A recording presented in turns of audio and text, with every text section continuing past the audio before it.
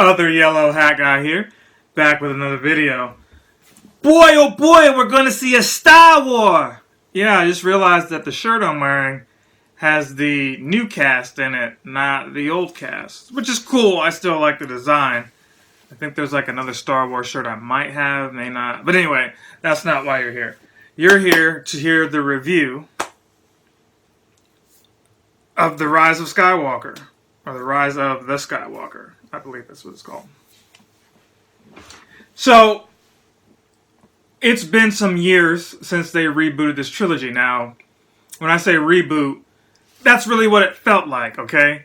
When The Force Awakens came out, the plot device there was, hey, we're trying to introduce this new cast, this new hero, this new hope, and retell it with different characters in the same vein. And it was passing the torch, really, because you started seeing characters drop off like flies, really. And by characters, I mean the staple characters. Spoilers, if you haven't seen any of those movies, this is your chance to pause this video or realistically save and come back and see those, and then come back and hear what I'm having to say. Because I'm not going to spoil in detail this current movie, but the movies prior to that will be spoiled. So, that being said, Force Awakens had Han Solo die. And it was pretty much confirmed in this movie that he's not going to be in any of these other movies, okay? So, and I realize as I say that, that kind of spoils this movie too, but the belief was that if you don't see a body, they still might be alive, you know?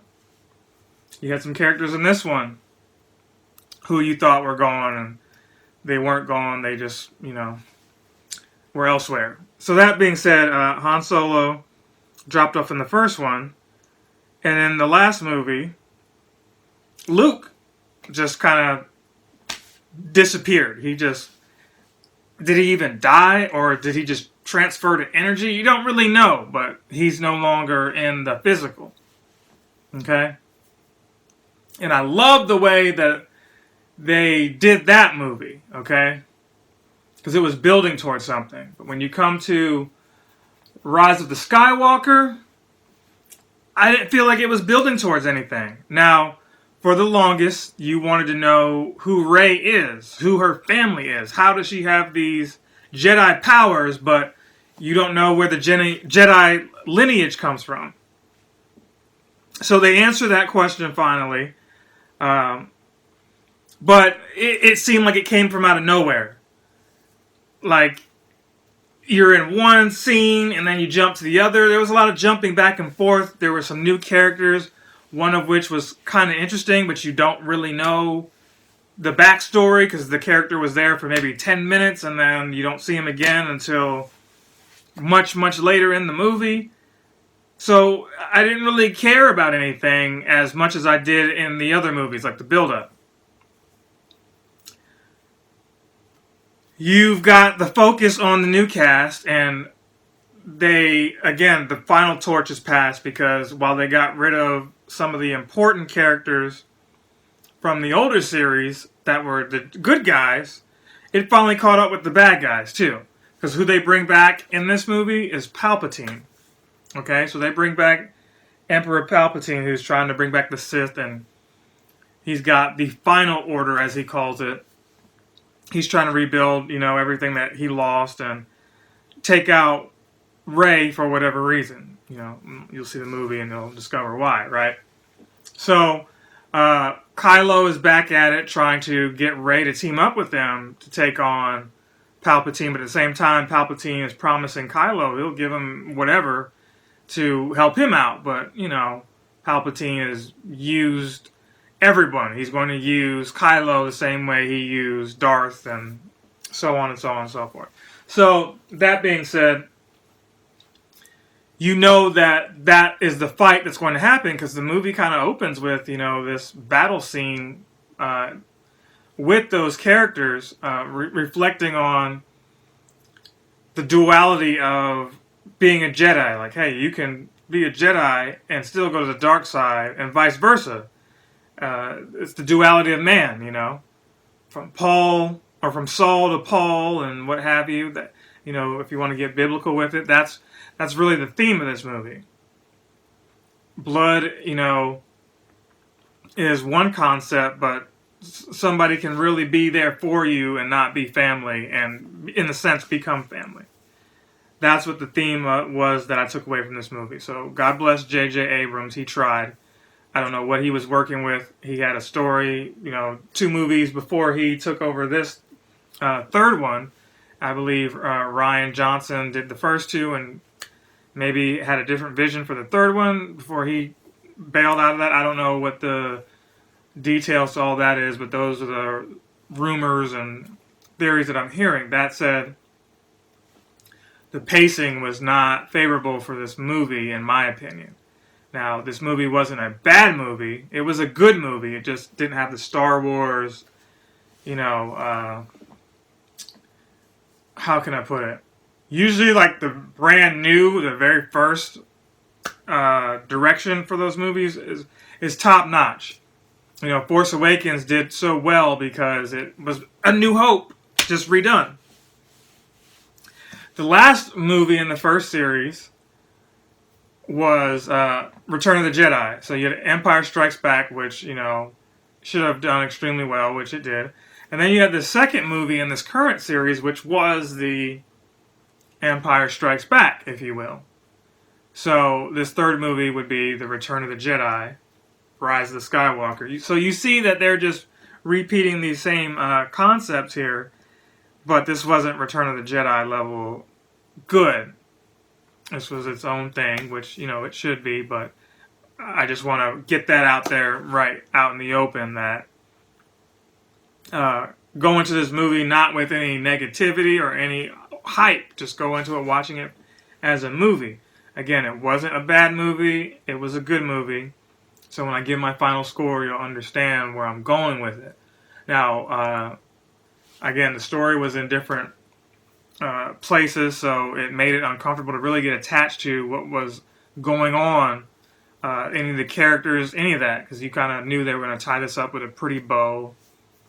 And there was one scene that was cringeworthy. I won't disclose what it is, but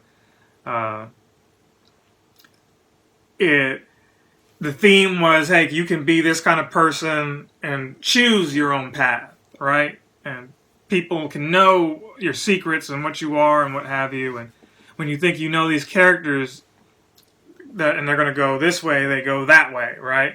So that happened a couple times, and Rey is a strong, independent, character.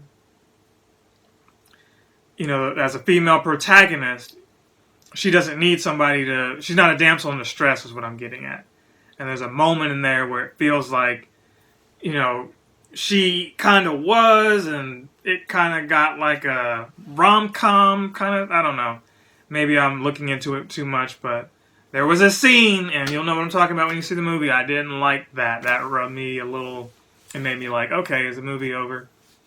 But outside of that, the action was pretty good. A lot of the main characters got their shine on. Lando, he was the hero of the day. I loved him in this. Luke, the CGI was not as great as it needed to be, showing him, and his lines were just kind of like, is this Cheech Marin? Is this Tommy Chong? Or is this really Mark Hamill? He obviously, you get older with time and you don't look like you used to, but maybe he could have shaved a little bit. I don't know. But he was good in there. Daisy really did a fantastic job. I really like watching her. She's like Gal Gadot as Wonder Woman. I really felt like, I was right there with her. I could see myself in her as the lead character.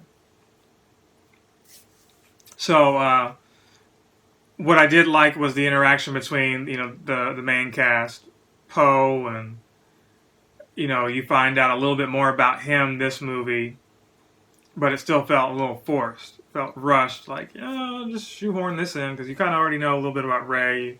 You know a little bit about Finn being a stormtrooper. They introduced a new character. She reminded me of Alloy from Horizon Zero Dawn. Her whole look and get up. That's how I took it. But you won't get to see any more of that because this is the end of that series. So, that being said, I want to see what happens here. Obviously, this is not going to be the last Star Wars. There's going to be more with a new cast and all that. They just wanted to wrap this one with a pretty bow, and we'll see what happens from there. So, one thing I'll never get tired of and I'll miss is seeing John Boyega and Daisy Ridley hug each other. Maybe because I thought that there was more to those characters than there was, at least based off of the first movie. The second movie kind of shows otherwise, but the friendship, the love, the camaraderie, you can see it in there. That's like, it makes me tear up. I don't know why, but even though I wanted just to be out of the movie theater, seeing them together just kind of had me think back on the last, several years that these movies have been coming out and how they grew into those roles and, gave it their best. So that being said, I'm going to give this movie an 8 out of 10. Again, that's not a bad rating. Part of me wanted to give it a slightly lower rating, but no, I think it's a solid 8. I wanted this to be a 9. I wanted it to be more than that, but I just couldn't give it higher for those same reasons, those same little flaws. The script, I don't know what Abrams was working with. I felt like I was reading a comic book, not really watching a movie. There were parts where, it was like, hey, they could have cut this out and add more other thing. I don't know. But yeah, 8 out of 10 is what I'm going to give it. 8 Earthworm Jims out of 10. So that said, what do you guys think? Did you see the movie yet? Did you like it? Where does this rank on your list? If you've got, all the core films there, does this pass any of the older ones for you? Let me know in the comments. Until then, may the Force be with you. Happy holidays, Hanukkah, Christmas, whatever. Kwanzaa, can't forget that one. Whatever it is you celebrate, I'll be saying that. As long as I make these holiday videos, and it seems like there's going to be a Star Wars during the holidays. I wish they would release them in the summertime. But, we've got the Marvel movies for that now. Trailer for Black Widow was pretty cool. And I want to see Bad Boys for Life. That looks to be interesting. That said, I'll wrap it up here. See you in the next one.